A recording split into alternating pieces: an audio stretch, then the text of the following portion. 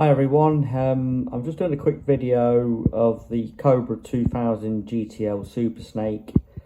I've had a few people ask me to go over the controls and talk about the coverage, and also asking me what colour the wrap is on top of the radio. So we'll start with the wrap.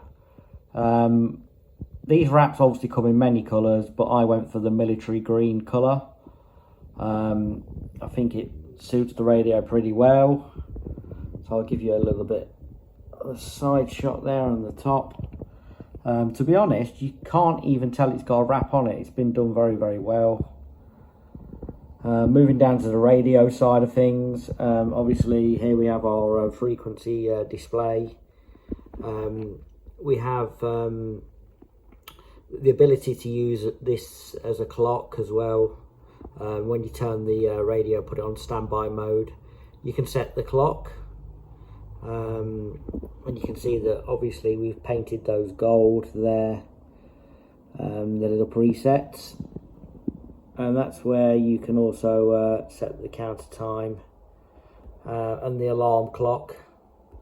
Coming over to the signal meters, both brilliant white.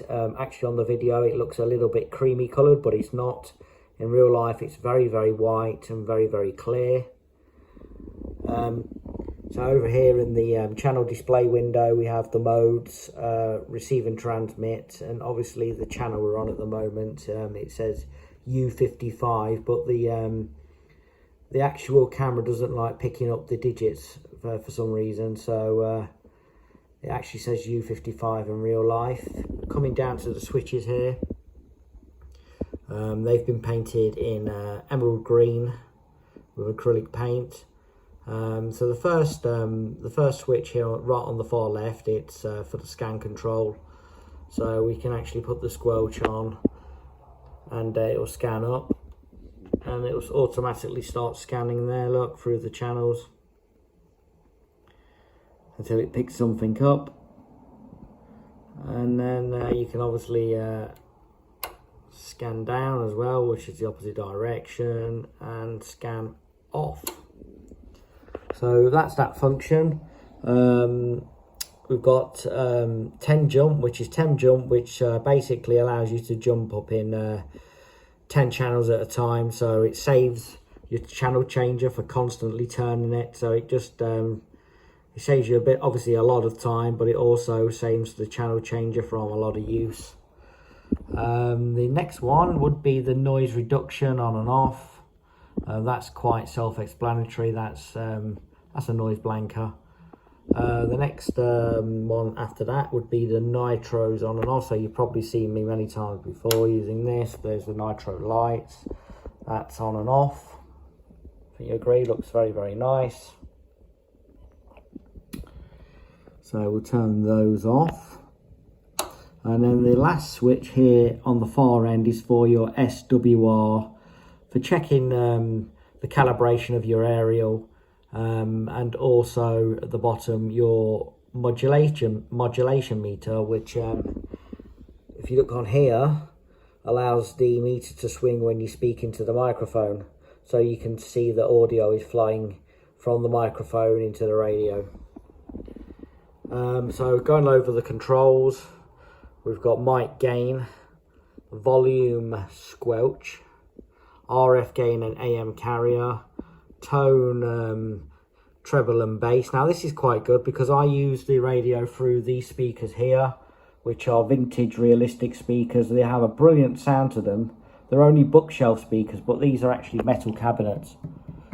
But the audio quality really sounds great. So this allows you to have a little bit more bass on receive if you like, if you want that. So I have it slightly more towards the bassy side, and some stations sound really fantastic on receive on this radio. Really good. So we've got the clarifier onto the next one, guys. That's self-explanatory, obviously, for tuning in stations. This has got a 10-turn clarifier in, so this actually turns very slowly. So if you watch the meter there, look, I mean, I'm spinning this all the way around and it's taking it down in very small amounts, very small steps. So the tuning on this is very very, very clear and very, very easy for tuning in stations.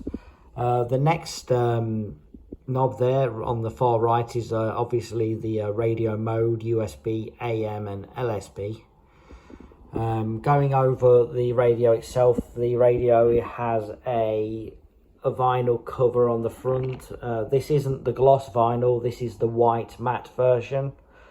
Very, very well made, looks lovely on the radio, and to me it looks, it really does suit the radio very well. It just looks very, very classy.